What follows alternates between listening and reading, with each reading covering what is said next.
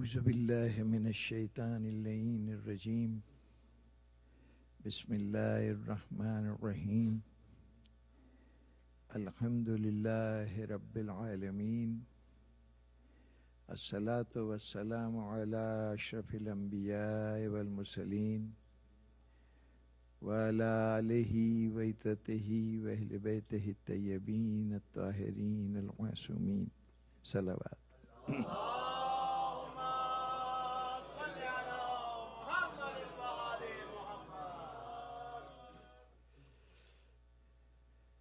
سامعین محترم، ابتدائے کلام میں ایک وضاحت ہی کہہ لیجیے۔ کل یہ گزارش کی گئی تھی کہ کوئی موضوع اگر آپ حضرات تجویز کرنا چاہیں تو اس حوالے سے بات کی جائے۔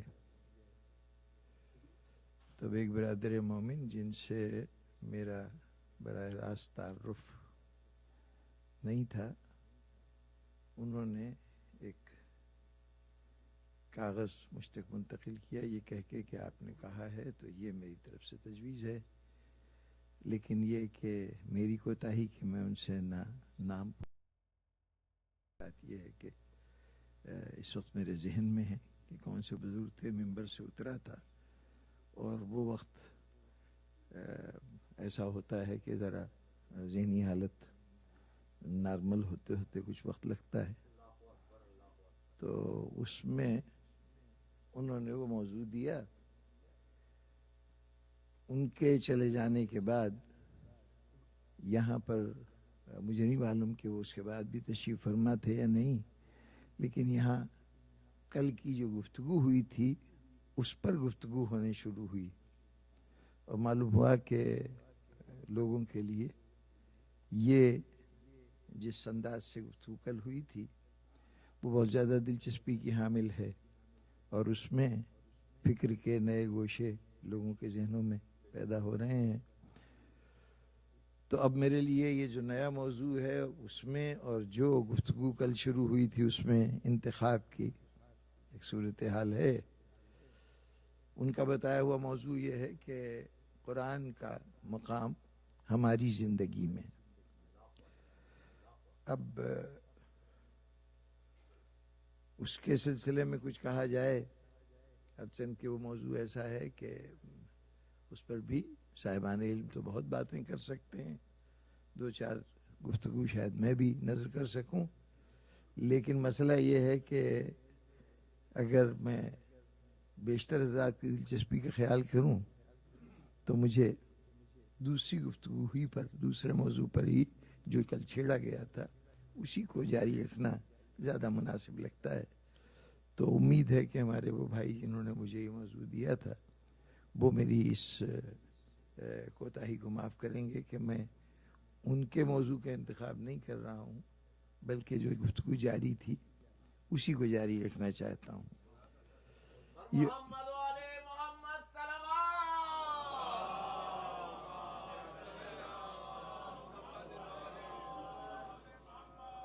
البتہ کوشش یہ ہوگی کہ اگر ان 5 روزہ گفتگو میں اگر کہیں وہ پہلو بھی تھوڑا بہت جائزہ لیا جا سکے کہ قرآن مجید کی اہمیت ہماری زندگی میں کیا ہے، تو انشاءاللہ کوشش کروں گا کہ کچھ 2-4 لفظ اس سلسلے میں بھی گوش گزار کیے جائیں۔ اب کل بات ہو رہی تھی اس سلسلے میں کہ حکومت کیا ہے اور اس کے مقابلے میں دین کیا حکومت کی بات کرتا ہے یا کوئی اور نظام، کوئی اور طریقہ، کوئی اور طرز حیات ہمیں، یا یوں کہیے کہ کوئی اور قیادت، لیڈرشپ کا کوئی اور کانسیپٹ دیتا ہے۔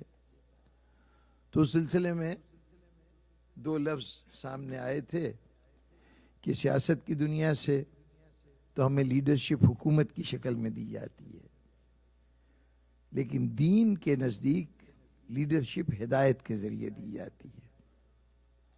اب یہ حکومت کیا ہے اور ہدایت کیا ہے، یہی وہ بنیادی بحث ہے جسے جاری رکھنا چاہتا ہوں. لیکن ایک وہ سوال جو ابتدا میں استاد ابو زہرا کی کتاب کے حوالے سے اٹھا تھا، اس پر تھوڑی سی گفتگو درکار ہے. یہ مددگار ہوگی گفتگو کو آگے بڑھانے میں. ان کا کہنا یہ تھا کہ یہ جو شیعہ مسلک ہے یہ ایک سیاسی واقعے کے نتیجے میں معرض وجود میں آیا ہے، اس لیے یہ سیاسی فرقہ ہے، دینی فرقہ نہیں. اور یہ بات بہت سے لوگوں نے کہی، کچھ اور بھی بات کے تاریخ کے نام سے کتابیں لکھنے والے. خود لبنان اور مصر میں جدید دور کے کچھ مصنفین جن کے نام کے ساتھ ڈاکٹر لگا ہوا ہے لیکن ذہن میں وہی ملائیت کی تنگ نظری ہے جو جدید تعلیم کے ان خوبصورت اسناد کے باوجود ابھی دور نہیں ہو سکی. ان کا کہنا بھی یہی ہے کہ عہد رسالت میں کچھ صحابہ کرام تھے جو حضرت علی علیہ السلام کے سابق الاسلام ہونے، ان کی دینی خدمات، حضور صلی اللہ علیہ وسلم سے ان کا قریبی تعلق، حضور کی ذات کی طرف سے ان کے لیے محبت اور ولا کا اظہار، یہ تمام چیزیں دیکھ کر کچھ اصحاب تھے جو حضرت علی علیہ السلام کو مقابلتاً زیادہ دوست سمجھتے تھے اور اپنے لیڈر کے طور پر ان کو مانتے تھے. لیکن ان کا تعلق شیعہ وہ کہلاتے ضرور تھے لیکن وہ ان شیعوں سے مختلف تھے جو بعد میں آئے ہیں. اب کیوں مختلف تھے کہ ان کے ہاں عصمت کا تصور نہیں تھا اور ان کے ہاں رجت کا تصور نہیں تھا اور بدا کا تصور نہیں تھا اور رسول کے وشی ہونے کا تصور نہیں تھا. انہوں نے کہا یہ سب چیزیں بعد کے شیعوں کی ایجاد ہیں، اور یہ جو بعد کے شیعہ ہیں ان کے پیدا ہونے کے مختلف مواقع مختلف حضرات نے بیان کیے. لیکن ان میں سے صرف استاد ابو زہرا کی بات کو ذرا تھوڑا سا آگے بڑھانا چاہتا ہوں کہ یہ مسلک سیاسی مسلک ہے یا دینی مسلک ہے. اگر یہ بحث ہو کہ کوئی عمل دین کا مسئلہ ہے یا سیاست کا مسئلہ ہے، اس کا تعلق دین سے ہے یا سیاست،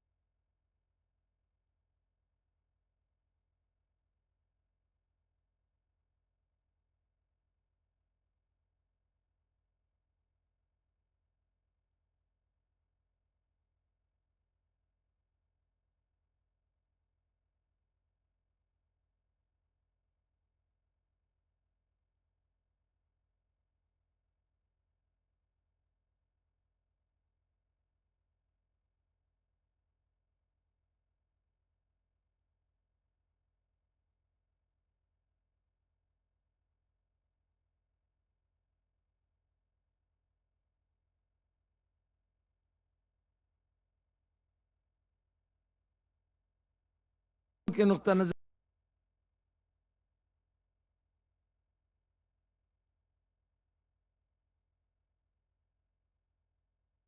نہیں کر سکتے.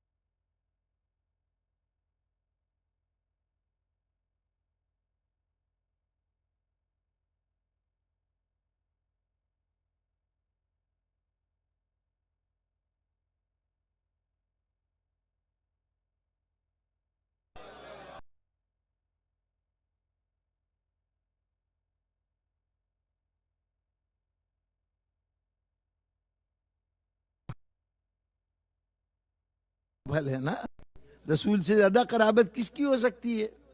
تو وہ جو دو آرگومنٹس دیے گئے تھے وہ دونوں آرگومنٹس علی ابن ابی طالب کے لیے زیادہ موزوں ہیں، لیکن علی کے جتنے بھی حامی ہیں وہ آج بھی اس مسئلے کو پیش کرتے ہیں۔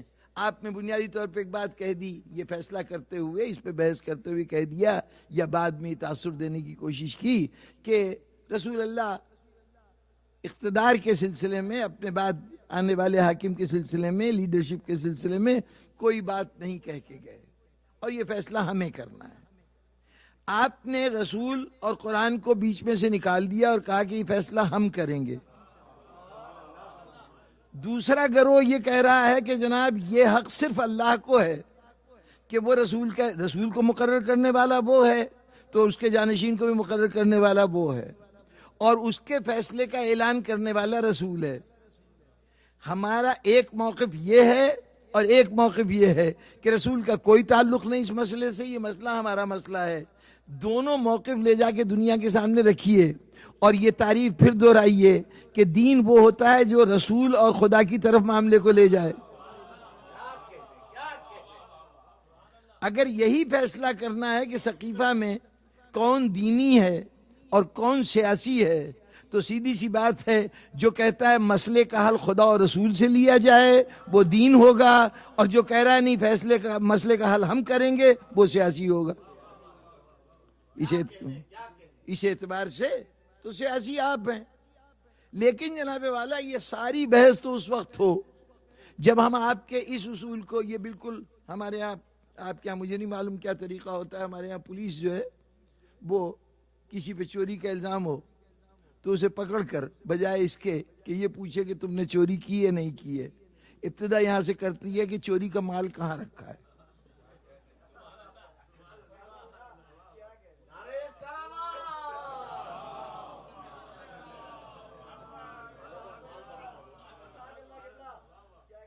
اب ہمارے ساتھ بھی صورتحال یہی ہے کہ اب بحث یہ چھڑ گئی کہ جی آپ سیاسی ہیں یا دینی ہیں۔ ہم تو کہتے ہیں پہلے مسئلہ یہ ہے کہ یہ سیاسی دینی کی بات میں کرنا، سوال یہ ہے کہ ہم اس وقت موجود تھے یا اس وقت ہم پیدا ہوئے۔ اگر اس وقت ہمارا وجود آیا، اب جب ہم یہ بحث کرنے لگے کہ ہم سیاسی نہیں ہم دینی ہیں تو اس کا مطلب ہم پیدا اسی وقت ہوئے تھے۔ آئیے بنیادی طور پر دیکھیں کہ ہم کب سے ہیں اور آپ کب سے ہیں۔ یہ ہم بھی بعض اوقات اپنی تعداد کو نسبتاً کم دیکھتے ہوئے اور پراپوگنڈے کے دباؤ کے تحت یہ سوچنا شروع کر دیتے ہیں ہمارا آغاز کب ہوا۔ وہ صفین کی لڑائیاں ہوئیں، جمل کی لڑائی ہوئی، کچھ لوگوں کو کسی اور کا شیعہ کہا گیا، ہمیں شیعان علی کہا گیا، تب سے شیعان علی پیدا ہوئے۔ جناب والا صورتحال بالکل مختلف ہے۔ آئیے دیکھیے، یوں چھوڑیے کہ میں دعویٰ کروں اور اس کو مانا جائے، ہم تاریخ کا جائزہ لیتے ہیں۔ اسلام کے تعارف کی پہلی منزل، وہاں کن عقائد کا تعارف کرایا گیا؟ پہلی منزل وہ نہیں ہے جب غار حرا میں 5 آیتیں نازل ہوئی تھیں، وہ تو حضور کے اوپر 5 آیتیں نازل ہوئیں اور ان 5 آیتوں کو آپ نے آ کر صرف اپنے گھر کے اندر لوگوں کو سنایا ہے۔ ابھی قرآن مجید پبلک ایشو نہیں بنا ہے۔ پبلک ایشو کب بنا؟ قرآن مجید میں سورہ شورا میں ایک آیت آئی، وَأَنذِرْ عَشِيرَتَكَ الْأَقْرَبِينَ، اے حبیب اپنے قریبیوں کو ڈراؤ۔ اب یہ جو آیت آئی اس پر ہمیں 3 روایتیں ملیں، 2 امام بخاری کے ہاں اور ایک تاریخ طبری میں، سیرت ابن اسحاق میں، مستدرک امام حاکم میں اور لا تعداد کتابوں میں، کسی اعتبار سے کم مرتبہ کتابیں نہیں ہیں۔ جو بخاری میں ملی 2 روایتیں، وہ ان میں سے ایک کے راوی حضرت عبداللہ ابن عباس ہیں اور ایک کے راوی حضرت ابو ہریرہ ہیں۔ قبل اس کے بعد کو آگے بڑھاؤں یہ عرض کر دوں کہ واقعہ ہے حضور صلی اللہ علیہ وسلم کے اعلان اسلام کرنے کا، جس کے متعلق تقریباً اتفاق ہے کہ حرا کا واقعے کے 3 سال کے بعد یہ آیت نازل ہوئی اور تب حضور نے اس حکم پر عمل کیا کہ اپنے قریبیوں کو، جو آپ کے قریب ترین اعزاء ہیں، ان کو وہ دعوت دیں اپنے اس دین کی طرف۔ یہ 3 سال کے بعد، یوں سمجھیے کہ 40 سال کی عمر میں وہ واقعہ ہوا غار حرا کا، اور اس کے 3 سال کے بعد جب 43 سال کی 43 ایئرز کی ایج تھی پیغمبر صلی اللہ علیہ وسلم کی، تو اب کہا گیا کہ اب یہ صرف آپس کی بات نہ رہے، اس کو پبلک کے سامنے بیان کرو۔ یہیں رک کر یہ بھی دیکھ لیجئے کہ 3 سال تک رسول نے دعوت اسلام پبلک میں نہیں دی ہے۔ غار حرا سے اتر کے آئے، اپنی شریک زندگی کو بتایا، انہوں نے فوری طور پر حضور کا کہا کہ ہاں جو کچھ وہ جو آیا تھا وہ یقیناً خدا کا فرشتہ تھا اور آپ اللہ کے رسول ہیں، میں اس کی تصدیق کرتی ہوں۔ یہی صورتحال علی ابن ابی طالب کی ہوئی۔ رسول نے ابھی بات گھر سے باہر نہیں نکالی۔ اگر پہلے مسلمانوں کو ڈھونڈنا ہے، وہ جو سب سے پہلے اسلام لائے، نہیں ابھی رک جائیے۔ 3 سال تک صرف رسول گھر کے اندر بات کرتے رہے، گھر سے باہر نہیں۔ 3 سال کے بعد حکم آیا کہ وانذر عشیرتک الاقربین، اپنے قریب ترین عزیزوں کو اللہ کے خوف سے ڈراؤ، ان کو انذار کرو، انہیں آخرت کے انجام سے باخبر کرو۔ اب بات نکلی گھر سے گھرانے میں۔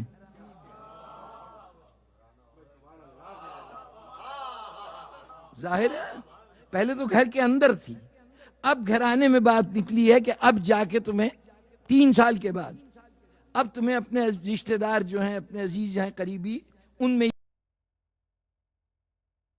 آ جاتا ہے کہ 6 مہینے کے بعد 8 مہینے کے بعد یہ حکم آیا کہ اب جاؤ اور جا کے اسے پبلک کر دو، یعنی جا کے اعلان پورے قریش مکہ کو دعوت دینا شروع کر دو۔ اگر صورتحال یہ ہے کہ 3 سال تک اعلان نبوت صرف گھر تک محدود تھا، اس کے بعد بھی 8 مہینے تک گھرانے تک محدود تھا، تو اب اگر مسلم اول کو ڈھونڈنا ہے تو آپ جنرل پبلک میں ڈھونڈیں گے، گھرانے میں ڈھونڈیں گے یا گھر میں ڈھونڈیں گے؟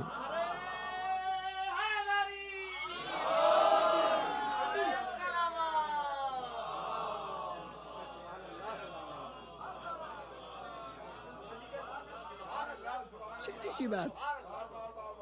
بہرطور اب دعوت ذو العشیرہ، آپ لوگوں نے اس کا نام یہ رکھا چونکہ قرآن مجید کے الفاظ تھے کہ اپنے عشیرہ کو، عشیرہ کہتے ہیں خاندان، اپنے گھرانے کے لوگوں کو، اس میں بھی اقرب جو قریب ترین ہے۔ اقرب سپرلیٹو ڈگری ہے قریب کی، جیسے کبیر کی سپرلیٹو ڈگری اکبر، صغیر کی سپرلیٹو ڈگری اصغر، اسی طرح قریب کی جو بہت قریب ہو۔ تو بہت قریبیوں کو بلاؤ اور انہیں بلا کے اللہ کے خوف سے ان کو ڈراؤ۔ اب اس پہ 3 روایتیں، ایک روایت حضرت عبداللہ ابن عباس سے، ایک حضرت ابو ہریرہ سے۔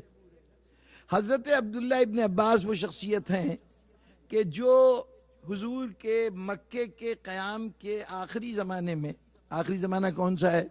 7واں سال تھا اعلان نبوت کا، کہ جب حضور کے خلاف کفار مکہ نے باقاعدہ بائیکاٹ کی ایک مہم چلائی اور حضور بمائے اپنے خاندان کے افراد کے، یعنی بنی ہاشم کے لوگوں کو لے کر ایک گھاٹی میں جا کے آپ، یعنی ایک طرح سے وہاں پر پناہ لی آپ نے۔ اس گھاٹی کا نام ہے شعب ابو طالب، حضرت ابو طالب کی ملکیت ایک جگہ تھی، وہاں شہر سے نکل کر وہ لوگ وہاں پناہ لینے پہ مجبور ہو گئے۔ 3 سال تک وہاں انہوں نے ایک طرح سے قید کا زمانہ کاٹا کہ ہر طرف دشمنی دشمن ہے، مکے کے اندر جا نہیں سکتے اور کوئی خرید و فروخت مکے والوں سے نہیں ہو سکتا، غذا کی قلت اتنی زیادہ ہے کہ بعض اوقات درختوں کے پتے کھا کے گزارا کیا گیا ہے۔ اور قریش کا عالم یہ تھا کہ اگر کبھی کوئی باہر سے کوئی سودا بیچنے کے لیے آتا تو اب جو معاہدہ تھا وہ تو لوکل لوگوں کا تھا نا، اس میں باہر والے شامل نہیں ہوتے تھے۔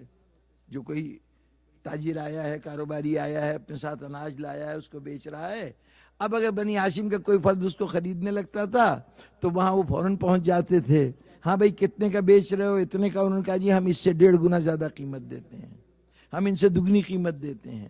قیمت اتنی بڑھا دی جاتی تھی کہ بنی ہاشم کے لیے اس کا خریدنا ممکن نہ رہے.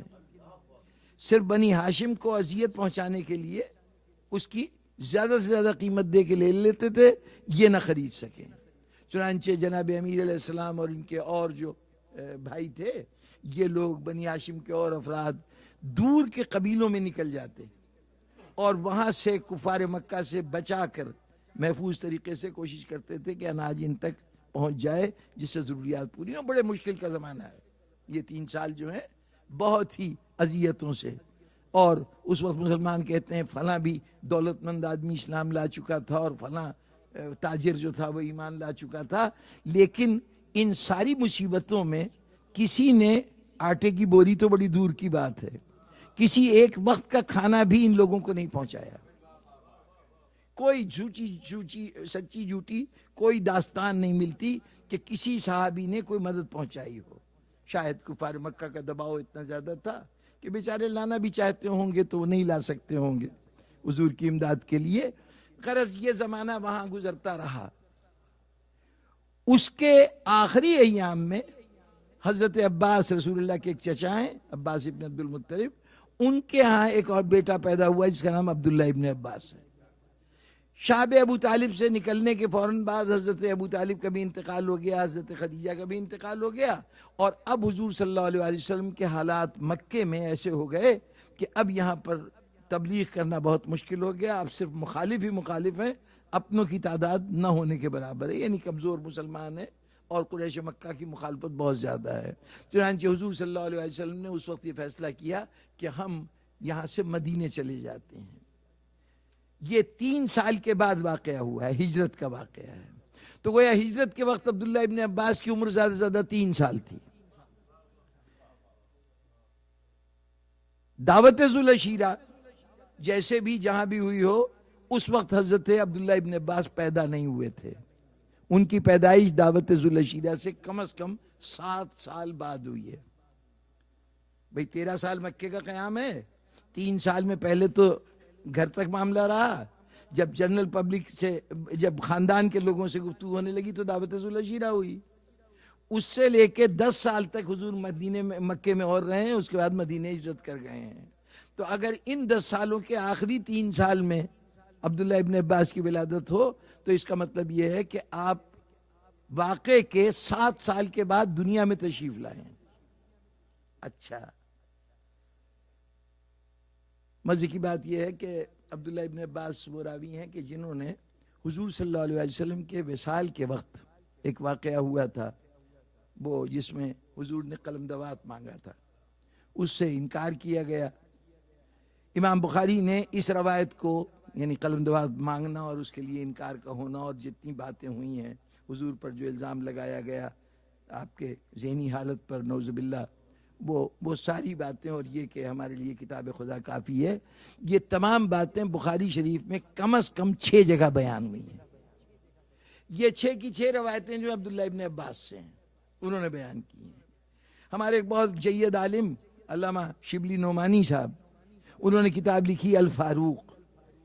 اچھا, اس کے اندر وہ بہت سے اور موضوعات پر حضرت عمر کا دفاع کرتے کرتے جب اس واقعے کے اوپر آئے تو انہوں نے کہا کہ جناب چونکہ امام بخاری نے اس واقعے کو اتنا واضح اور اتنی تفصیل سے بیان کیا ہے, ہمیں یقین ہے کہ کم از کم ان کی روایت کے مطابق حضور پر نعوذ باللہ ذہنی خرابی کا الزام جو ہے وہ بھی حضرت عمر نے لگایا تھا, اور یہ بات بھی کہ یہ جو کہا کہ کتاب خدا ہمارے لیے کافی ہے, یہ بھی حضرت عمر کا ارشاد تھا. یہ انہوں نے خود اعتراف کیا کہ اس سے کوئی فرار نہیں, لوگ تعویلیں کرتے رہیں, بہانے بناتے رہیں, وجوہات پیدا کرتے رہیں, لیکن یہ کہا, یہ دونوں باتیں حضرت عمر نے ارشاد فرمائی تھیں. اچھا, تو اب اگر یہ باتیں کہیں تھیں تو پھر حضرت عمر کا دفاع کیسے کیا جائے؟ اگر یہ ان کا قول ہے تو ان کو ڈیفینڈ کیسے کریں؟ انہوں نے ڈیفینڈ کرنے کے لیے راستہ ہی نکالا کہ یہ ساری روایتیں عبداللہ ابن عباس نے بیان کی ہیں. عبداللہ ابن عباس کی عمر اس وقت 12-13 سال, بلکہ 11-12 اور کم کر دیا انہوں نے کہ 11-12 سال کی عمر تھی. 11-12 سال کے عبداللہ ابن عباس کیا سمجھ سکتے ہیں کہ حضور کیا کہہ رہے تھے اور صحابہ اس کو کیسے محسوس کر رہے تھے؟ نہ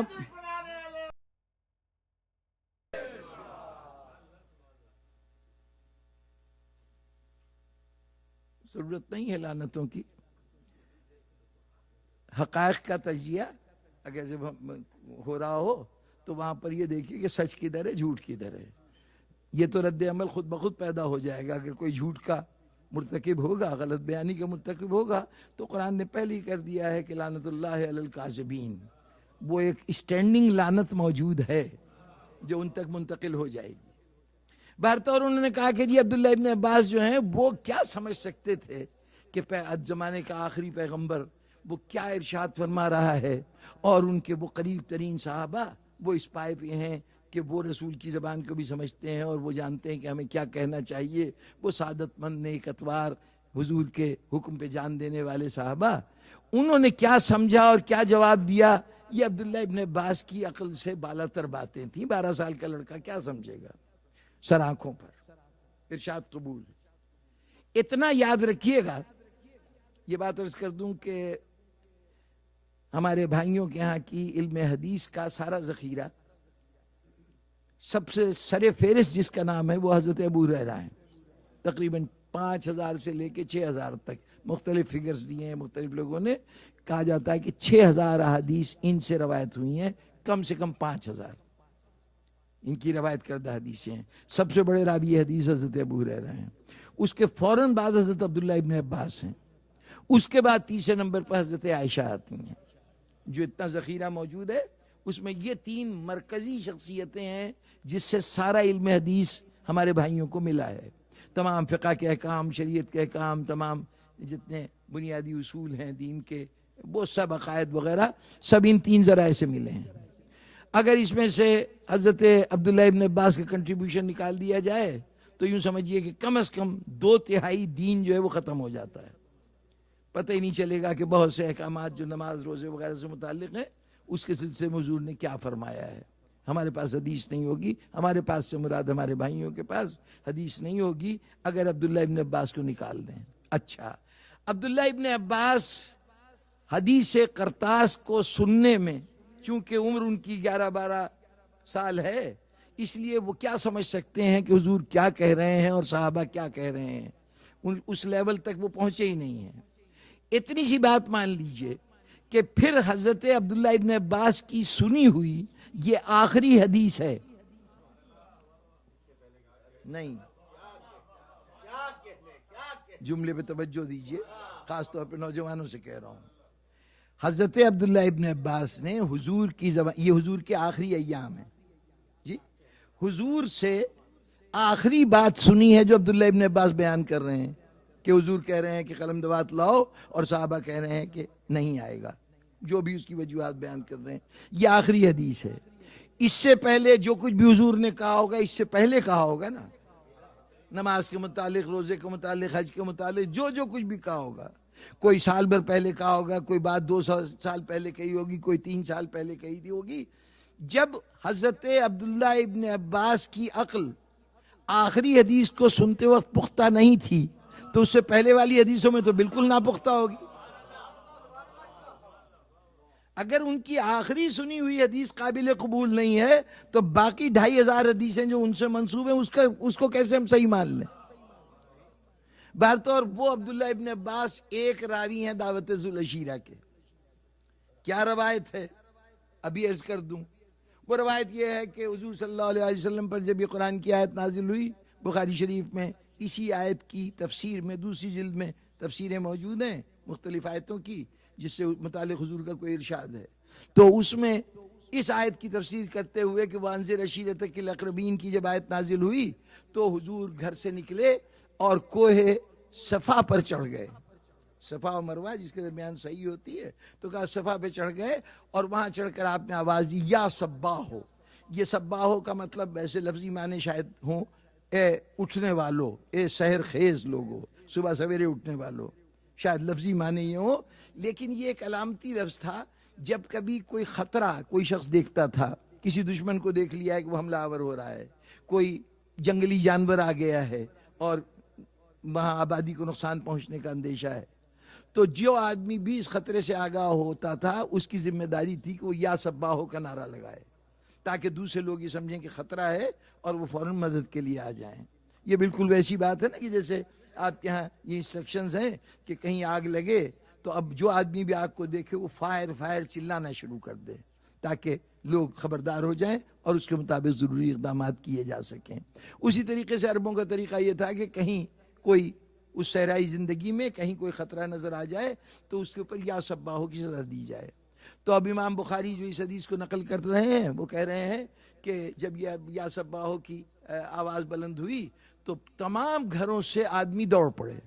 چونکہ لوگوں نے آواز پہچانی کہ رسول خدا کی آواز ہے تو ان کی آواز کو سن کر آپ کی شخصیت کا کہ یہ حیثیت تھی کہ ہر آدمی آ گیا, کوئی گھر باقی نہیں بچا جس کا آدمی نہ آیا ہو.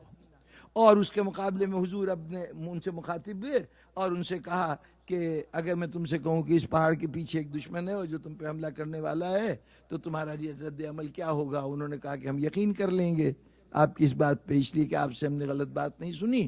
تب حضور نے فرمایا کہ میں خدا کی طرف سے بھیجا گیا ہوں اور یہ پیغام لے کے آیا ہوں. یہ بات حضور نے وہاں پہ کہی. اب راوی وہ ہے جو اس واقعے کے 7 سال بعد پیدا ہوا ہے اور روایت کر رہا ہے ایک ایسی بات کہ قرآن یہ کہہ رہا ہے کہ اپنے قریب ترین عزیزوں کو بلاؤ.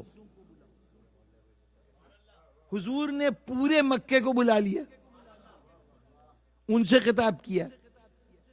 یہ خطاب جو پورے مکے والوں سے کم از کم اس آیت کا تقاضا نہیں ہو سکتا, اس آیت کے اعتبار سے تقاضا نہیں ہو سکتا. چلیے پھر بھی ہم اس روایت کو چونکہ پہنچی ہے اس کو رکھ لیتے ہیں. یہ ایک روایت. دوسری روایت حضرت ابو ہریرہ سے بیان ہوئی. اب یہ حضرت ابو ہریرہ کون ہے؟ آپ کے جذبات اپنی جگہ پر, مجھے تو تاریخی طور پر دیکھنا ہے کہ کون کیا ہے. اب زیادہ تفصیل اس وقت چھیڑوں گا تو بات بہت لمبی ہو جائے گی. حضرت ابو ہریرہ وہ شخصیت ہیں کہ ابھی تک جب یہ واقعہ ہوا, یہ تو بڑی دور کی بات ہے, اس واقعے کے بعد حضور نے ہجرت فرما لی, یعنی 10 سال کے بعد ہجرت فرمائی. ہجرت کے بھی 7 سال گزر گئے مدینے میں رہتے ہوئے. اس وقت تک ابو ہریرہ کا رسول اللہ سے کانٹیکٹ ہی نہیں ہوا. 7 ہجری میں حضور کی زیارت کا شرف حاصل ہوا تو ابھی تک مکہ نہیں دیکھا. یمن کے رہنے والے تھے, یمن سے نوجوانی کی عمر میں یوں سمجھیے کہ معاشی پریشانیوں سے, اکنامک ریزن سے وہ بیچارے اپنا علاقہ چھوڑ کے کسی صورت سے ساحل تک آئے. کسی کشتی وغیرہ پہ بیٹھ کے انہوں نے سمندر کو کراس کیا, افریقہ کے ساحل پہ جا کے اترے. افریقہ میں اس وقت مسلمانوں کا ایک گروہ تھا اور اس گروہ کے سردار تھے حضرت جعفر طیار.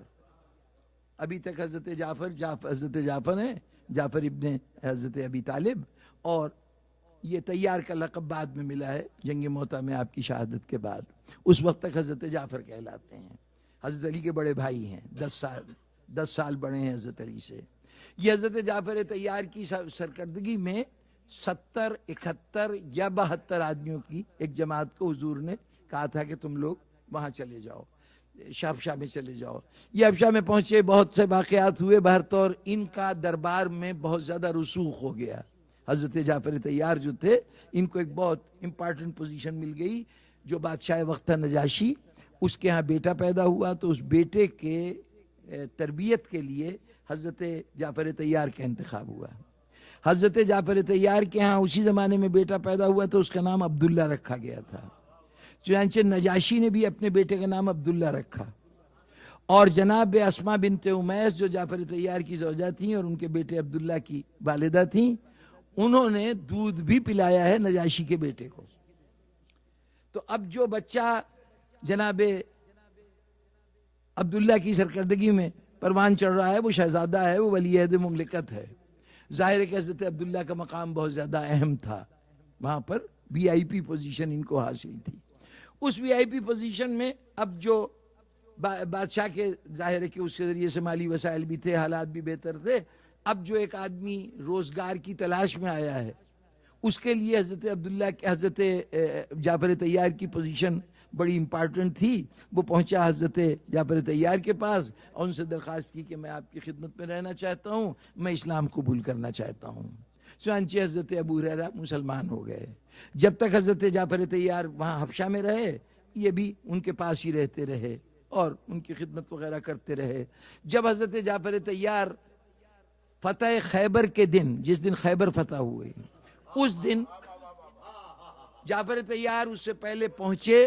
اب وہ اصولاً ان کو آنا چاہیے تھا جدہ کی بندرگاہ پر، حبشہ کے بالکل مقابل جدہ کی بندرگاہ ہے، لیکن جدہ کی بندرگاہ اس وقت قریش کے قبضے میں تھی، جن کی وجہ سے یہ ہجرت کر کے گئے تھے، وہاں لینڈ نہیں کر سکتے تھے۔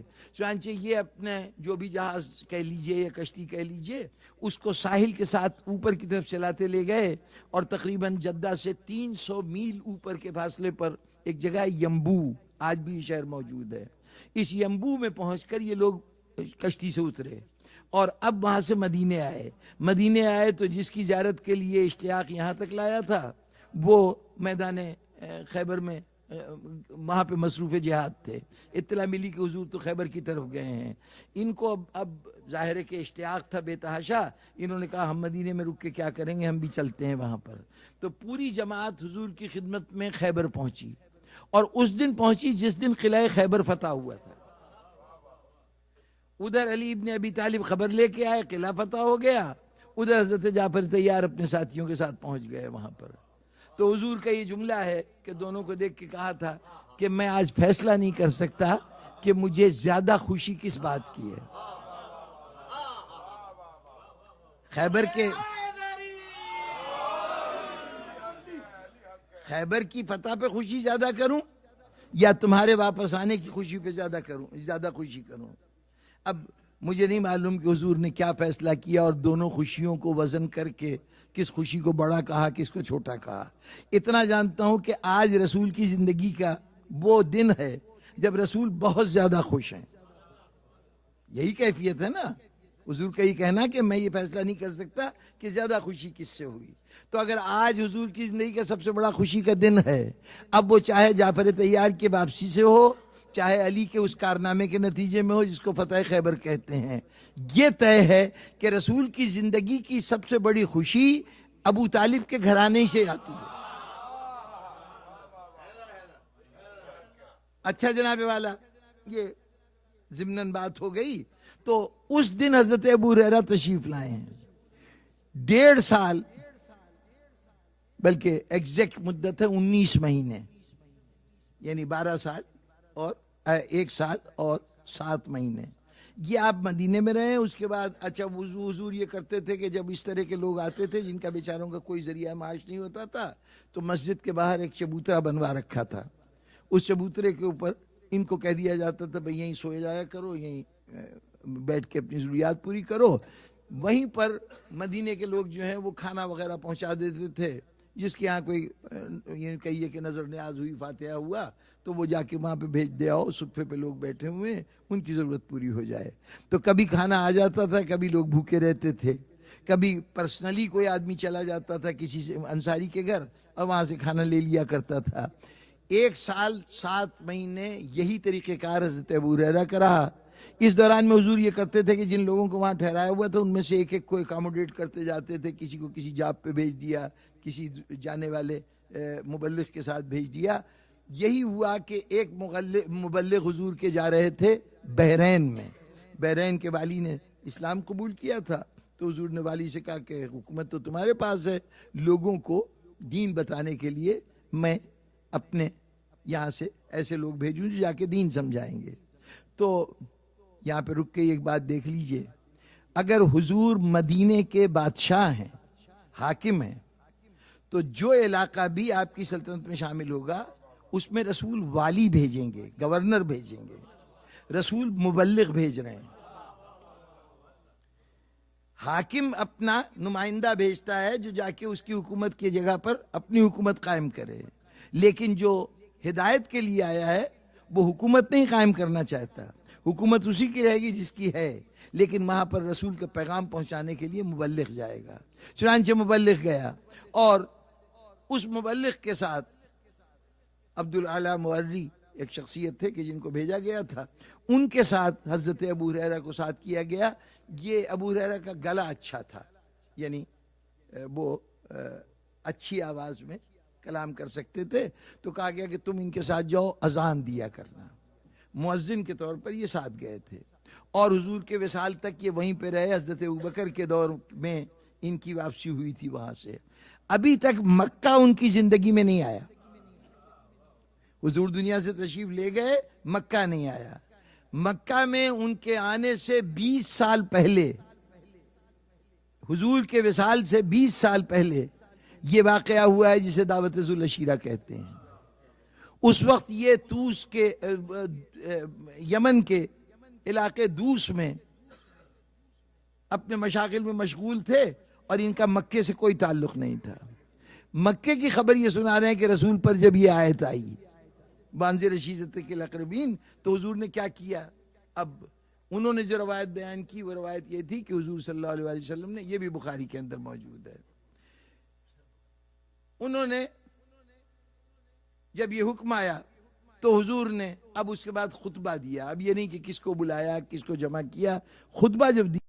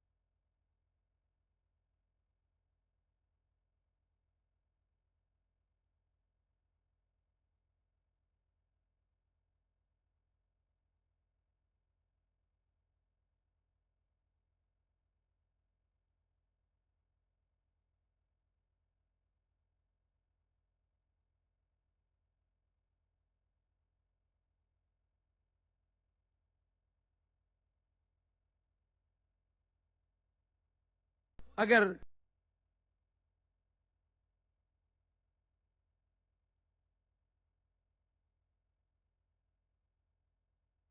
پیدائش بتا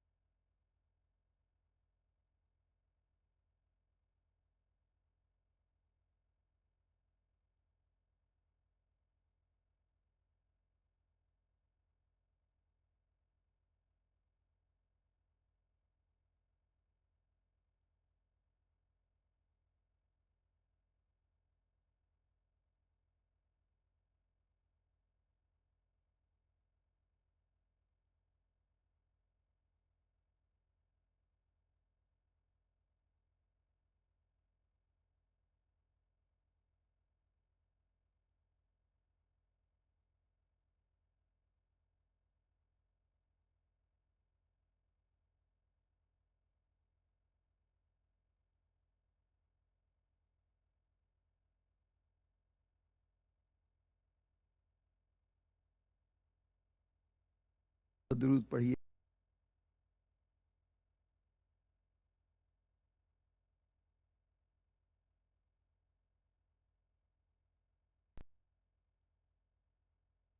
اب یہ اختلافات کو چھوڑیے، ان اصل لوگوں سے رابطہ نہ کرنے کی وجہ سے جناب سیدہ کے سلسلے میں بھی اختلاف پایا جاتا ہے. خاندان والوں سے پوچھئے نا کہ ان کی تاریخ ولادت کیا ہے. جناب سیدہ ہماری روایت کے مطابق اس وقت دنیا میں تشریف نہیں لائی تھی، ان کا ظہور نہیں ہوا تھا، لیکن آپ کی روایت کے مطابق وہ 5 سال کی تھیں. جب 5 سال کی تھیں تو رسول کہہ رہے ہیں کہ دیکھو میرے مال میں سے جو کچھ لینا ہے لے لو، لیکن قیامت کے دن میں کوئی مدد نہیں کروں گا. کیا 5 سال کی بچی مال کے مفہوم کو بھی سمجھتی ہے؟ اس سے یہ کہنا کہ میرے مال میں سے اپنا جو شیئر لینا ہے لے لو، اور البتہ بخشش کے معاملے میں کچھ نہیں کر سکتا. اچھا، اگر بخشش کے معاملے میں کچھ نہیں کر سکتے تو جناب سیدہ سے جو ابھی شریعت کے اعتبار سے مکلف نہیں ہوئی ہیں، جن سے کوئی جرم نہیں ہوا ہے، ان سے کہنا کہ میں قیامت کے دن تمہارا کچھ نہیں بنایا بگاڑ سکتا. ارے بھائی، آپ تو کہتے ہیں کہ رسول کی 3 بیٹیاں اور تھیں، اور 3 کے تینوں کی شادی ہو چکی تھی. ایک ابو لہب نامی ایک شخص کو بیاہی تھیں، اور 2 بیٹیاں عتبہ اور عتیبہ ابو لہب کے 2 بیٹوں کو بیاہی تھیں. یہ تینوں کی شادیاں اعلان اسلام سے پہلے ہو چکی ہے. 3 بالغ بیٹیاں موجود ہیں. اس صورت میں نابالغ بیٹی کو خطاب کرنا کیا جواز ہے؟ جس پر ابھی شریعت کا کوئی حکم نافذ ہی نہیں ہوتا، اسے ڈرا رہے ہیں، اور جو 3 بیٹھی ہوئی ہیں ان کو نہیں کچھ کہہ رہے.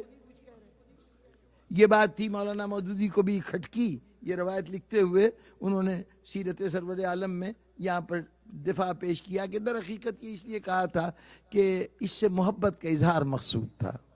جناب سیدہ سے خطاب، انہوں نے 3 بیٹیوں کی بحث تو نہیں کی، انہوں نے کہا محبت کا اظہار مقصود تھا.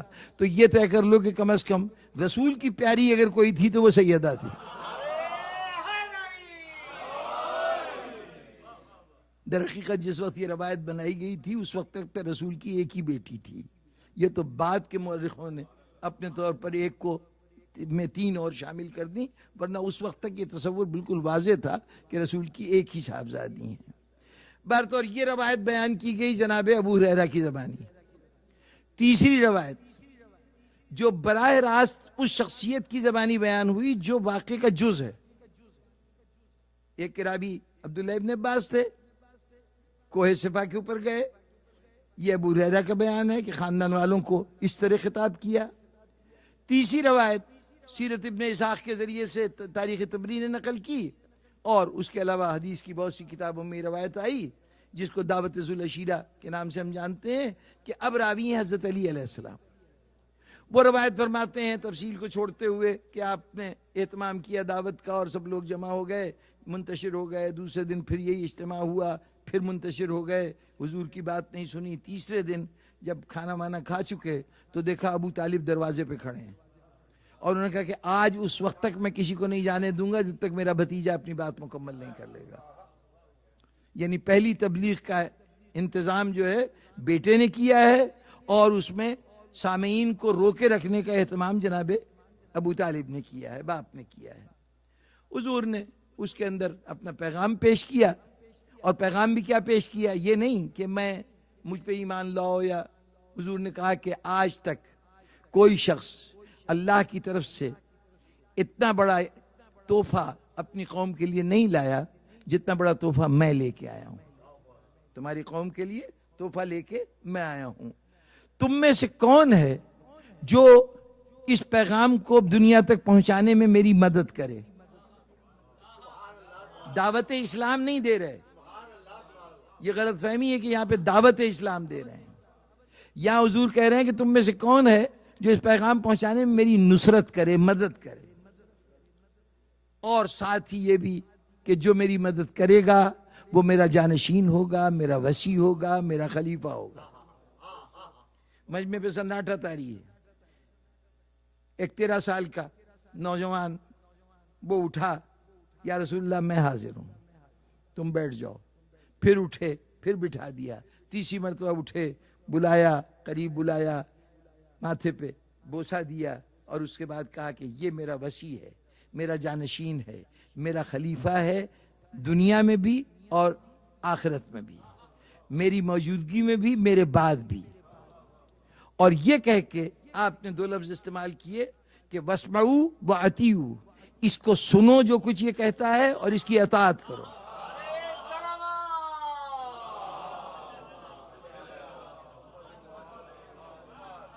بس جناب والا، یہ تقریر اپنے مزاج کے اعتبار سے بھی اناگرل ہے، افتتاحی تقریر. لگتا ہے کہ ایک نئی چیز کا تعارف ہو رہا ہے. اس میں رسول کی ڈیمانڈ یہ ہے کہ کون ہے جو میرا ناصر ہو. ناصر نے جب اٹھ کے کہا کہ میں نصرت کروں گا تو حضور نے فوراً ہی ان کا اسٹیٹس معین کر دیا کہ اب اس کی کہی ہوئی بات کو سننا بھی پڑے گا اور اس کی اطاعت بھی کرنی پڑے گی. بلکہ یہاں پر تاریخ طبری یہ جملہ لکھتا ہے کہ قریش مکہ نے، جو خاندان کے جو اور افراد تھے، انہوں نے حضرت ابو طالب سے مخاطب ہو کے کہا کہ اب ان کا سنو اور ان کا کہنا مانو. مطلب اپنے بیٹے کا سنو، ان کا کہنا مانو. سوال یہ ہے کہ یہ بات، وہاں تو ڈھیروں بزرگ موجود تھے، حضرت عباس بھی لیکن حضور سے بڑے تھے، سارے چچا آپ سے بڑے تھے، وہ سب یہاں پہ موجود ہیں، جتنے بھی اس وقت زندہ تھے وہ سب موجود ہیں. اور ان سب تمام مجمع میں وہ صرف ابو طالب سے کہہ رہے ہیں کہ تم اس کی سنو اور اس کا کہنا مانو. اس کا مطلب یہ کہ صرف ابو طالب ان میں سے وہ ہیں جو قول رسول کو سچا مانتے ہیں، لوگوں کو یہ بات علم میں ہے، اس لیے کہہ رہے تم ان کی سنو اور کہنا مانو.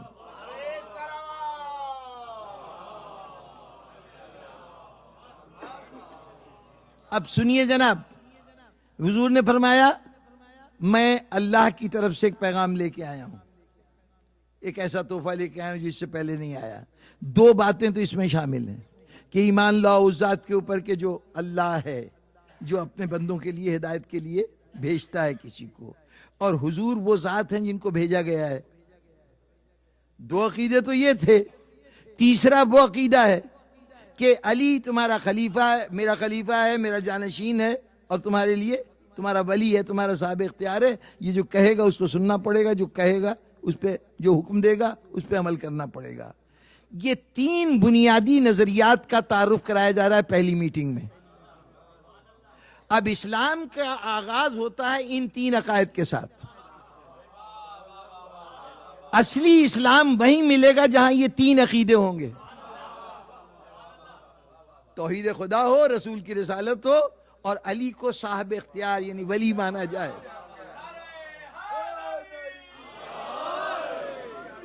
تو بھائی جس نے اس وقت رسول کی تائید کر دی، جس نے رسول کو ان تین باتوں کے ساتھ مانا، وہ سب سے پہلا مسلمان ہوا نا.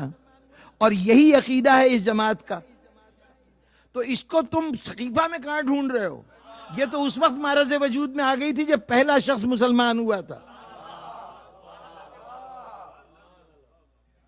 اپنے ذہنوں سے اس بات کو نکال دیجئے کہ آپ کوئی فرقہ ہیں.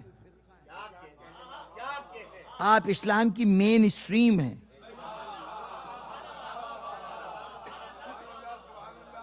اصل اسلام آپ کی ذات سے وابستہ ہے. آج کم آتے ہیں، نظر آتے ہیں نا، تو اس کمی پہ مت جائیے. مسئلہ یہ ہے کہ جو حق کے راستے پہ چلتا ہے اسے زمانے کے بہت سے مسائل سے سامنا کرنا پڑتا ہے. اور سب سے بڑی بات جب یہ ہوئی کہ آپ کے ہاں اسلام سیاستدانوں کے ہاتھ میں آ گیا. ان سیاستدانوں کے پاس اب دو چیزیں تھیں، ایک چمکتی ہوئی تلوار تھی اور ایک خزانوں میں مال غنیمت کے نام سے بھری ہوئی دولت تھی. یہ خزانے کی دولت اور یہ تلوار، انسان کے اندر دو بنیادی کمزوریاں ہیں، ایک لالچ اور ایک خوف.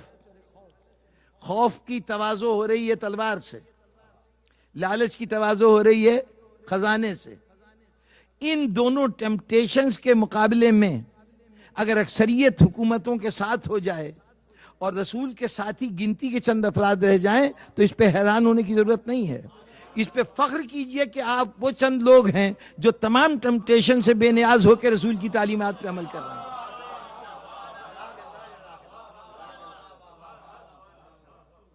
یہ آغاز کی منزل تھی اور انجام کی منزل میں پھر اسی بات کی تکرار کی گئی جو پہلی منزل پہ کی گئی تھی. غدیر کے میدان میں پھر اسی کی تکرار کر دی گئی. اب اسلام جو ہے وہ بنیادی طور پر ان 3 عقائد کے مجموعے کا نام ہے. خدا اور رسول کو مانو، اور اس کو مانو جس کو رسول نے اپنا جانشین قرار دیا ہے. اطاعت کرو تو اس کی اطاعت کرو. اب اگر قرآن کی آیت آئے کہ اطیعوا اللہ واطیعوا الرسول واولی الامر منکم، تو اللہ اور رسول کا تعین تو ہو جائے گا.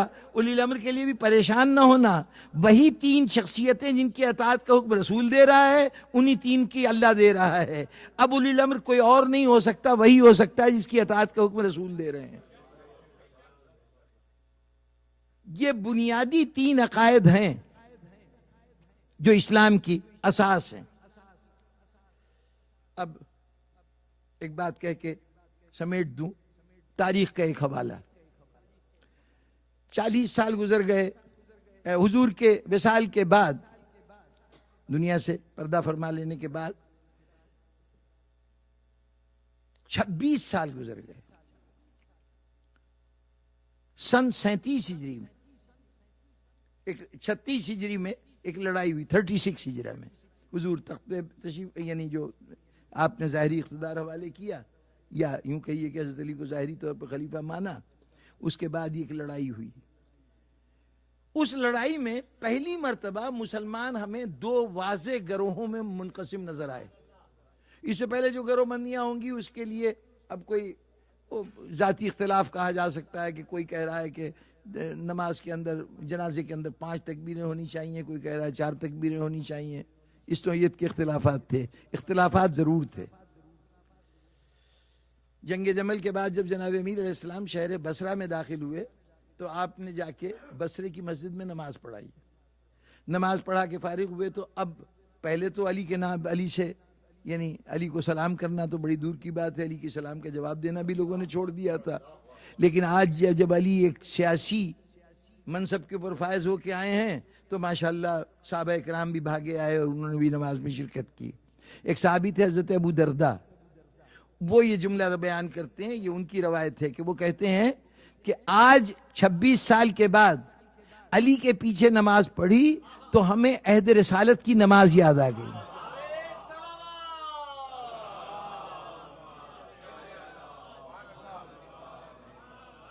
اس کا مطلب ہے کہ نماز بدل گئی تھی. لیکن یہ اختلافات مسلمانوں کے درمیان ہیں. جو پہلے نماز پڑھ رہے تھے مختلف نماز، وہ بھی سمجھ رہے تھے کہ اسلامی نماز ہے، اور آج جو علی کے پیچھے پڑھا تو یہ جانتے ہیں یہ مختلف ہے، لیکن اس کو بھی اسلامی نماز سمجھ رہے تھے. ابھی تک مسلمانوں میں گروہ بندی نمایاں نہیں ہے. سب سے پہلی گروہ بندی نمایاں ہوئی جنگ جمل میں، جہاں پر 2 فریق ایک دوسرے کے ساتھ لڑ رہے ہیں، ایک دوسرے کی جان لینے کے درپے ہیں، اور یہ سمجھتے ہیں کہ ہم دونوں دین کی لڑائی لڑ رہے ہیں. ہر فریق سمجھ رہا ہے کہ ہم دین کی خاطر لڑ رہے ہیں. وہ ایک ام المومنین کے لیے جان دینے کو تیار ہے، ایک امیر المومنین کے لیے جان دینے کو تیار ہے. جنگ ہو رہی ہے. اب ہمارے مذہبی اختلافات اس سطح پہ آ چکے ہیں کہ جہاں اپنے اپوننٹ کو اتنا گمراہ سمجھا جاتا ہے کہ اس کو قتل کر دینا بھی جائز ہے. یہ جو زمانہ کفر میں ہوتا تھا، کفار سے جب مسلمانوں کا مقابلہ ہو، وہاں یہ فیلنگز ہوتی تھیں کہ یہ سامنے والا جو ہے یہ کافر ہے اور یہ واجب القتل ہے. آج 2 مسلمان ہیں، وہ اتنی مخالفت کی سطح بڑھی ہوئی ہے کہ ایک دوسرے کی جان لینا جائز ہے. اس وقت اب پہلی مرتبہ ہمیں مسلمانوں میں 2 گروہ نظر آئے، اور وہ گروہ کی صورت یہ ہے کہ ایک کا لیڈر آج تک لیڈر ہے اور دوسرے کا لیڈر بھی آج تک لیڈر ہے. یعنی کچھ لوگ ان کو مانتے ہیں، کچھ لوگ ان کو مانتے ہیں. یہ پہلی ڈویژن ہے مسلمانوں میں، اوپن ڈویژن. اس ڈویژن کی صورتحال کیا ہے کہ ان میں اختلاف کیا ہے؟ کیا نمازیں مختلف تھیں، روزے مختلف تھے، حج مختلف تھا، زکوٰۃ مختلف تھا؟ نہیں. اختلاف ایک اصولی بات پر ہے. کچھ کے نزدیک علی کو خلیفہ نہیں ہونا چاہیے تھا، یا کم از کم علی اور کچھ نہیں تو قاتلان عثمان کو پناہ دینے والے ہیں، اس لیے غلط ہیں، ان کو ہم نہیں قبول کرتے. جب لڑنے آئے تو قبول نہیں کرتے نا، ورنہ کہ خلیفہ برحق ہیں تو اس سے پہلے تو یہ بات تھی کہ خلیفہ برحق کے خلاف جو تلوار اٹھائے گا وہ باغی ہوگا اور وہ لائق قتل ہوگا.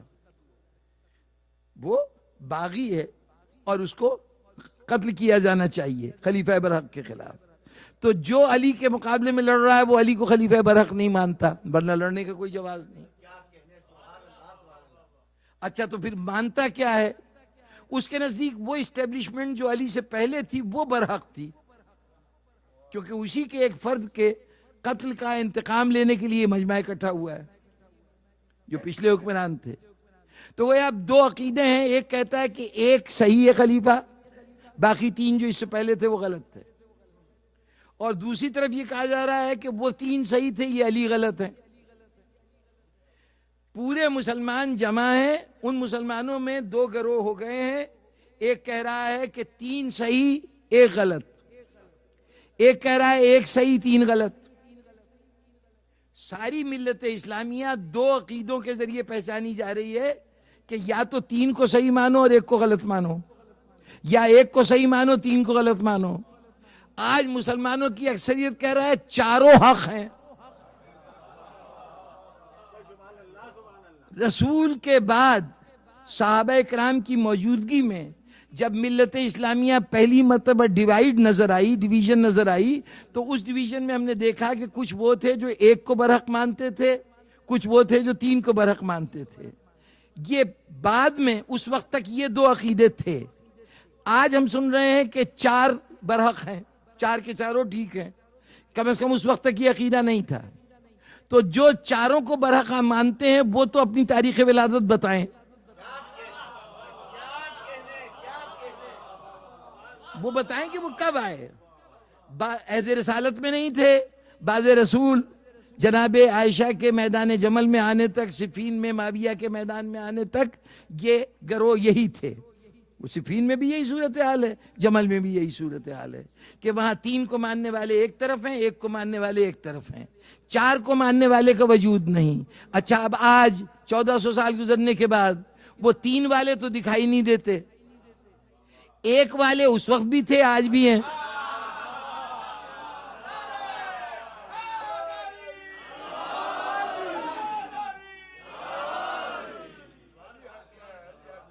تو اب آپ بتائیے کہ اصل اسلام کون ہے؟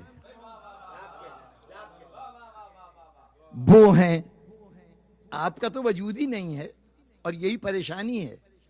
ہماری تاریخ ولادت آپ بتا رہے ہیں، ارے اگر ہوں اس وقت تو جانے نا کہ ہم کب ہوئے تھے۔ یہ تو وہ ہیں کہ جو بعد کے آگے لوگ ہیں۔ اور اب بہت سی باتیں ہیں کہنے والی، یہ آپ لوگ، کوئی شیعہ کہتا ہے، کوئی جعفری کہتا ہے، کوئی آپ کو رافضی کہتا ہے، کئی ناموں سے پکارے جاتے ہیں، ان میں سے کوئی نام آپ کا نہیں ہے۔ یہ کم از کم آپ نے اپنا نام نہیں رکھا، آپ نے اپنا نام نہیں رکھا، اور یہ آپ کو اچھی طرح معلوم ہے، یہ کوئی میں ایسی انکشاف نہیں کر رہا۔ اگر کہیں کوئی ہم عقیدہ آدمی ہم میں شامل ہوا، ہمیں دکھائی دیا، کسی دوسرے بھائی سے تعارف کرا رہے ہیں، تو کیا کہتے ہیں؟ بھئی ہمارا برادر مومن ہے۔ ہم نے اپنے آپ کو مومن کی حیثیت سے دنیا میں پیش کیا، ہمارا اصل نام ہے مومن، قرآن کا دیا ہوا نام، اور ہم اسی نام سے جانے جاتے ہیں۔ ہم تو یہ کہہ رہے ہیں، آپ نے ہمیں شیعہ کہا، آپ نے ہمیں رافضی کہا، آپ نے ہمیں جعفری کہا، یہ سب آپ کے دیے ہوئے نام ہیں، ہمارا رکھا ہوا کوئی نام نہیں ہے۔ چونکہ ان میں سے بیشتر نسبتیں ایسی تھیں کہ جس کو ماننے میں ہمیں کوئی اعتراض نہیں تھا۔ اگر شیعہ کہا جائے، خالی شیعہ تو بے معنی لفظ ہے، اس کو شیعہ کے معنی ساتھی، تو ساتھی سے تو کچھ ظاہر نہیں ہوتا۔ یہ بتائیے کس کا ساتھی؟ تو کہا گیا شیعہ نے حیدر کرار، شیعہ نے علی، اور یہ کہنے آپ نے کہا ہمیں کوئی اعتراض نہیں، ہمیں اس حقیقت سے اعتراف ہے کہ ہم علی کے ماننے والے ہیں۔ بھئی مسئلہ تو ان کا ہے جو کہتے یہ ہیں کہ اللہ میاں نے یہ جتنے صحابی ہیں سب کو ہم پلہ بنایا ہے، سب کے سب عادل ہیں، ان میں سے کسی کی پیروی کرو تو نجات پا جاؤ گے۔ تو ذرا بتاؤ تو صحیح کہ تم کس کی پیروی کرتے ہو؟ اتنے بہت سے گروہ اصحاب میں سے کس کی پیروی کرتے ہو؟ تم تو نام نہیں لے سکتے، ہم باقاعدہ اعلان بتا رہے ہیں ہم فلاں کے پیروی کرتے ہیں۔ اور لطف کی بات یہ ہے کہ ہم نے اس پیروی کو اپنے ایمان کا حصہ بنایا، ہم واحد مسلک ہیں. اگر یہی اصول ہے کہ کوئی صحابہ میں سے کسی کی پیروی کرے تو وہ نجات یافتہ ہے, بخشش پا جاتا ہے, تو آپ تو کسی کا نام نہیں لے سکتے کہ ہم فلاں کے پیروں ہیں, لیکن ہم ڈٹ کے کہتے ہیں کہ ہم علی کو ماننے والے ہیں. آپ بھی تسلیم کرتے ہیں کہ یہ شیعان علی ہیں جی. ہمارا لیڈر تو ڈکلیئرڈ ہے, تو ہماری بخشش بھی ڈکلیئرڈ ہے. آپ کے فارمولے سے کہ جو ان میں سے کسی کی پیروی کرے گا وہ نجات یافتہ ہے, تو ہم تو نجات یافتہ ہو گئے. آپ اپنے نجات کا سرٹیفکیٹ دکھائیے, کسی کا نام بتائیں نا کہ اس کی پیروی میں ہے. بہرطور سامعین گرامی, آپ مین اسٹریم ہے اسلام کی, اور اسلام کے تمام پہلوؤں کی حفاظت کرنا آپ کی ذمہ داری ہے. وہ جو سیاسی اسلام ہے جو مصلحتوں کے تحت وجود میں آیا, اس اسلام سے آپ کا تعلق نہیں رہا. آپ اس اسلام کے محافظ ہیں جو اللہ کا رسول دنیا میں لے کے آیا تھا.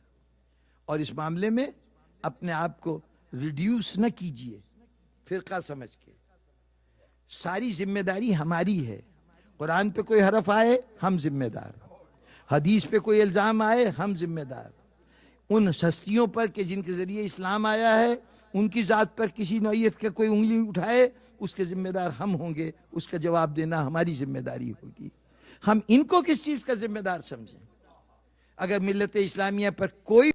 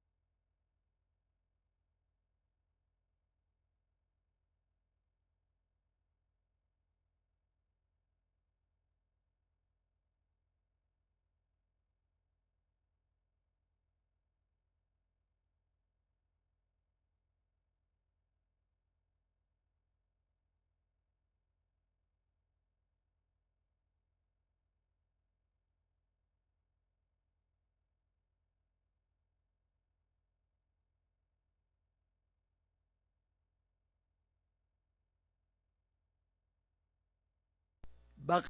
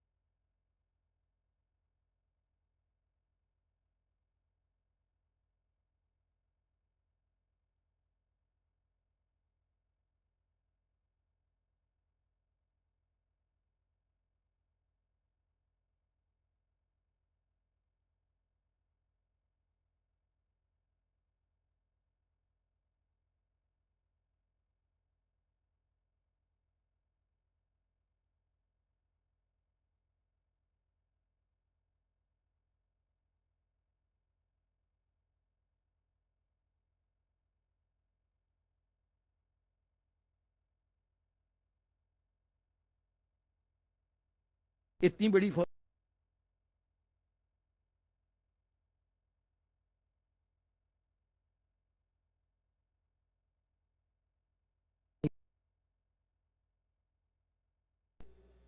امامزادے، آپ یہ فوج دیکھ رہے ہیں نا، یہ سب کے سب آپ کے باپ کا خون بہانے کے لیے جمع ہوئے ہیں، آپ کے جذبات کو بیدار کرنے کے لیے کہا، یہ سب آپ کے باپ کا خون بہانے کے لیے جمع ہوئے ہیں۔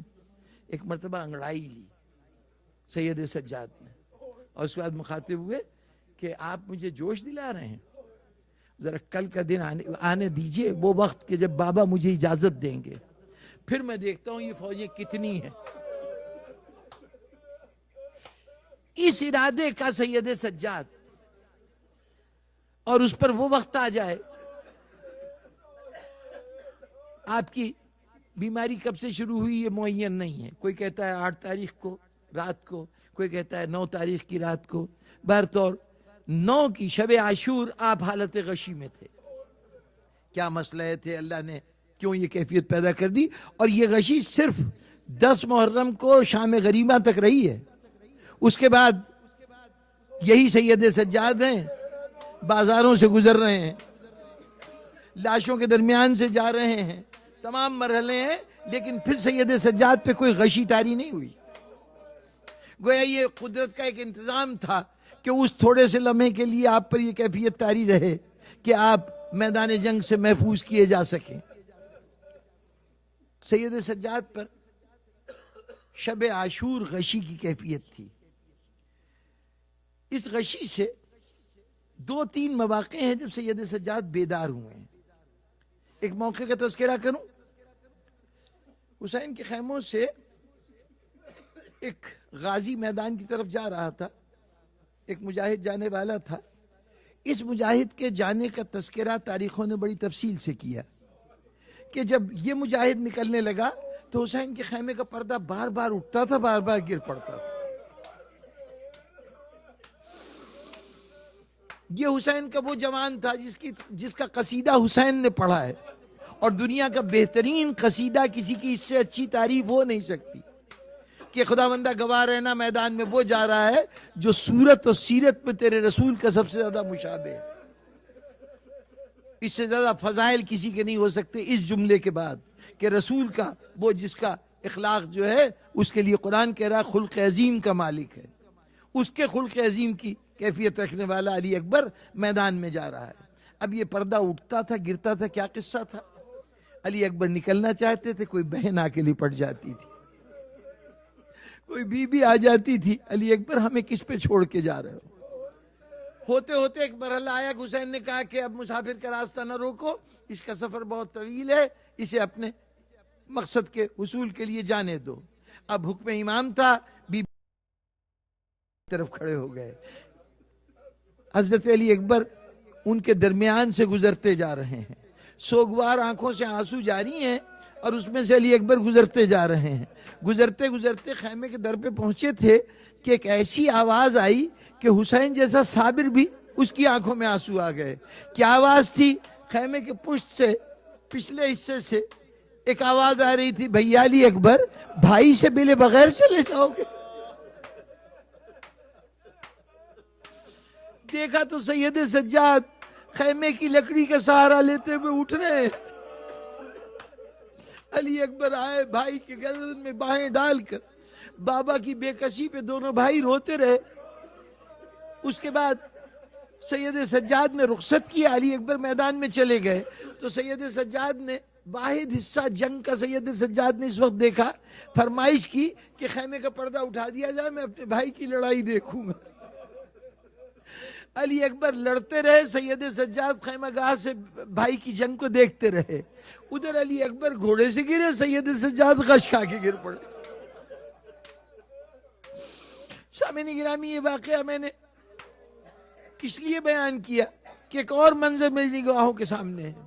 صرف تقریباً 2.25 سال کے بعد، اگلے یعنی سن 63 ہجرہ، 61 ہجری میں واقعہ کربلا ہوا ہے، 63 ہجرہ میں یہ قیدی واپس آ چکے ہیں اور مدینے میں ہے، حج کا زمانہ ہے، اور فوجیں یزید کی آئی ہوئی ہیں، انہوں نے خانہ کعبہ کا محاصرہ کر رکھا ہے، حج کرنے کا موقع نہیں مل رہا ہے۔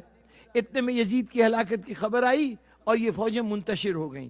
یہ اب چونکہ سر کے اوپر وہ لیڈر نہیں رہا، وہ بادشاہ نہیں رہا جس کی فوج تھی، اب عبداللہ ابن زبیر جو مکے کے حاکم تھے، انہوں نے فوج کے اوپر حملے شروع کیے۔ چنانچہ اب یہ فوج بے دلوں سے ہمت مرال بالکل ختم ہو چکا تھا، چنانچہ یہ فوج منتشر ہو گئی۔ جب فوج منتشر ہوئی تو فوج بھی اپنے لیے پناہ ڈھونڈ رہی تھی، اس کے سردار اپنی پناہ ڈھونڈ رہے تھے۔ سردار تھا حسین ابن نمیر، جس نے حضرت علی اکبر پر نیزے کا وار کیا تھا کربلا میں۔ یہ پناہ کی تلاش میں ادھر ادھر گھوم رہا تھا، اب صحرا کا، عرب کا صحرا، اس میں بھٹک رہا تھا۔ اس عالم میں رات کے وقت دیکھا کہ دور ایک خیمے میں چراغ جل رہے ہیں۔ اس نے کہا کہ چلو کوئی آدمی یہاں ٹھہرا ہوا ہے، میں چلتا ہوں، رات کے لیے پناہ مل جائے گی۔ چنانچہ وہ روشنی کو دیکھ دیکھ کے وہاں پہ پہنچا۔ اب جو پہنچا تو جو اس خیمہ کا مالک تھا، 2-3 خیمے اس کے لگے ہوئے، اس کے اور خادم غلام وہاں پہ موجود، یہ پہنچا، جب مالک کو دیکھا تو ایک مرتبہ ہوش اڑ گئے۔ جو مظالم کربلا میں کیے تھے وہ بھی یاد آ گئے، اور جو کربلا سے لے کے دمشق تک اس قافلے کو لے کے جاتے ہوئے ظلم کیے تھے وہ سب نگاہوں میں آ گئے۔ کون تھا سامنے؟ حسین کا بیٹا سید سجاد کھڑا تھا۔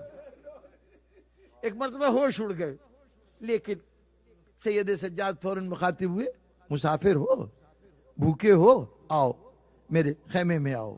اب سید سجاد اس کے سامنے کھانا لگا رہے ہیں، اس کے بعد اپنے ہاتھوں سے اس کا بستر ترتیب دے رہے ہیں۔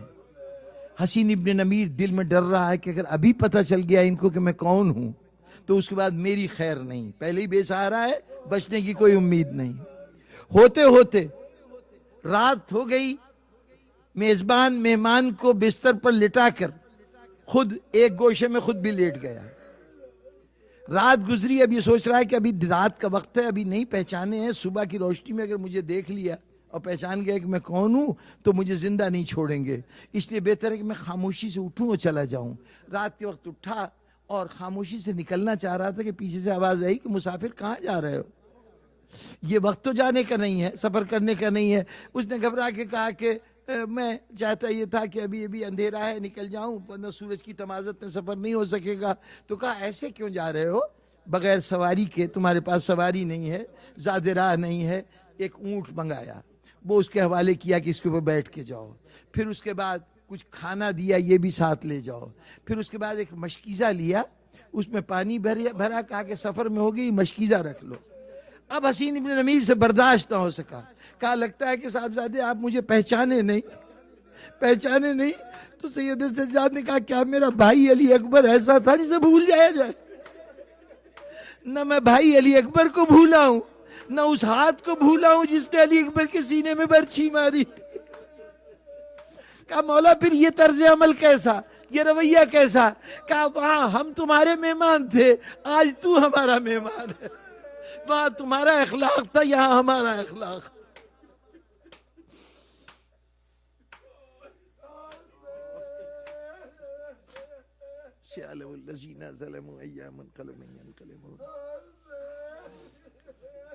رب العالمین ہمارے تذکرے کو قبول فرما، گناہان صغیرہ و کبیرہ کو معاف فرما، صراط مستقیم پر ثبات قدم عطا فرما، حاضرین کی تمام حاجتوں کو پورا فرما۔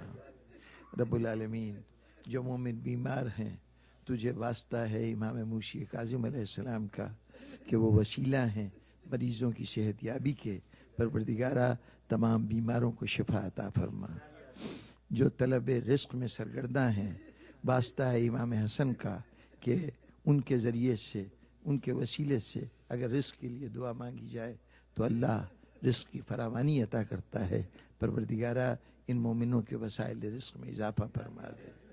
پروردگارہ جو جستجو کر رہے ہیں علم کی، یا اللہ ان کو علم کے میدان میں واسطہ ہے باب مدینۃ العلم کا کہ ان کے علم کے دروازے ان کے لیے کھول دے۔ رب العالمین اور دنیا میں جو مسائل اور مصیبتیں مومنوں کو درپیش ہیں، اگر تیری طرف سے بطور امتحان ہیں تو انہیں یہ شرف عطا فرما کہ وہ اپنی مشکلوں پہ قابو پا کر تیرے سامنے سرخرو ہو سکیں، اور اگر زمانہ ان کے لیے مصیبت و آلام پیدا کرتا ہے تو تجھ سے بڑی طاقت کوئی نہیں ہے۔ پروردگارہ ان کی حفاظت فرما اور ان کی ان مصیبتوں کو ان سے دور فرما۔ یا اللہ اپنی آخری حجت کو جلد ظاہر فرما، ہمیں ان کے جانثاروں میں شامل ہونے کی سعادت و توفیق عطا فرما۔ اللہم تقبل منا انک انت السمیع العلیم۔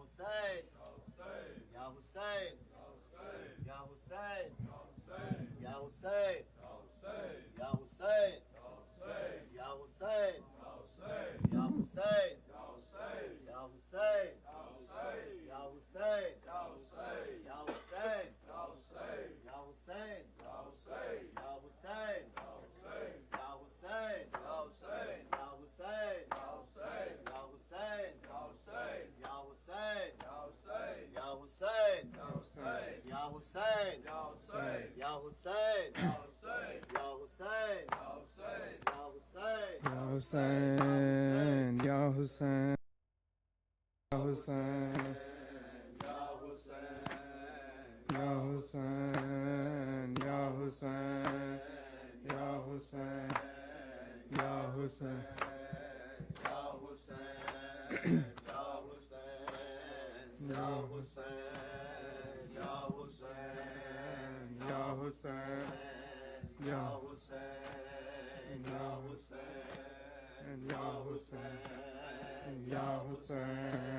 حسین یا حسین یا حسین یا حسین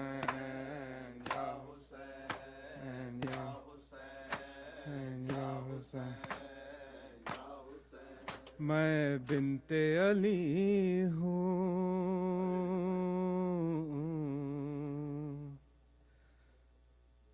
میں بنت علی ہوں، اے شام کے لوگوں میں بنت علی ہوں، اے شام کے لوگوں میں بنت علی ہوں، اے شام کے لوگوں میں بنت علی ہوں، میں وارث تطہیر ہوں، میں وارث تطہیر ہوں، ناموس نبی ہوں، اے شام کے لوگوں میں بنت علی ہوں، اے شام کے لوگوں میں بنت علی ہوں، اے شام کے لوگوں میں بنت علی ہوں۔ علی بازار سے دربار میں لے آئے ہو مجھ کو، چاہوں تو جلا سکتی ہوں خطبوں سے میں تم کو، صابر کی بہن ہوں جو میں، صابر کی بہن ہوں جو میں خاموش کھڑی ہوں، اے شام کے لوگوں میں بنت علی ہوں، اے شام کے لوگوں میں بنت علی ہوں۔ علی افسوس کنیزی میں اسے مانگ رہے ہو، تم جس کے غلاموں کی غلامی میں رہے ہو، یہ ظلم نہ ہوگا کبھی، یہ ظلم نہ ہوگا کبھی، میں زندہ بھی ہوں، اے شام کے لوگوں میں بنت علی ہوں، اے شام کے لوگوں میں بنت علی ہوں، اے شام کے لوگوں میں بنت علی ہوں۔ علی जिंदा था तो डर डर के हमेशा ही लड़े हो, अब सर है तो होठों पे छड़ी मार रहे हो।